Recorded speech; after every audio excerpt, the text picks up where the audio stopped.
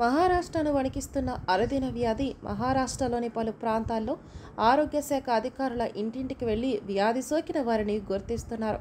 ముందస్తుగానే ప్రజల్లో అవగాహన కనిపిస్తోంది. ఇంతకీ గులియన్ బారే సిండ్రోమ్ ఎలా వ్యాపిస్తుంది, ఈ వ్యాధి లక్షణాలు ఎలా ఉంటాయి అనేది ఇక్కడ తెలుసుకుందాం.